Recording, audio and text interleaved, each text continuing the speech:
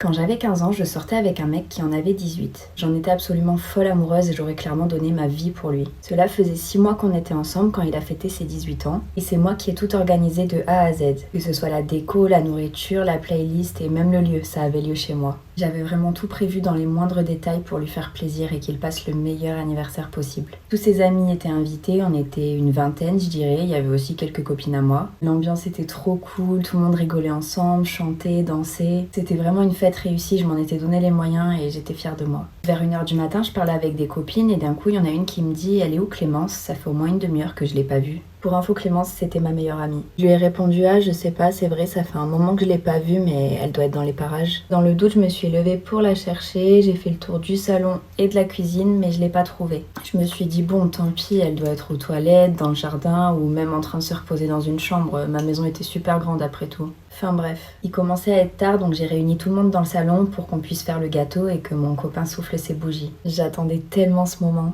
Je lui avais fait son gâteau préféré et puis après il allait pouvoir ouvrir ses cadeaux. Je lui avais acheté la dernière PlayStation, il en rêvait, j'avais tellement hâte de voir sa tête quand il la découvrirait. Donc je suis allée en cuisine chercher le gâteau, pendant ce temps tout le monde s'est installé autour de la table. Mais d'un coup, alors que je m'apprêtais à lancer la musique et à arriver, un de ses potes est venu me dire que mon copain n'était pas là. Bizarre un peu. Je suis donc partie le chercher, je suis d'abord montée au premier étage mais il n'y était pas. Puis je suis montée au deuxième, il n'y était pas non plus. Et enfin je suis montée au troisième et là au fond du couloir, j'ai vu que ma chambre était allumée.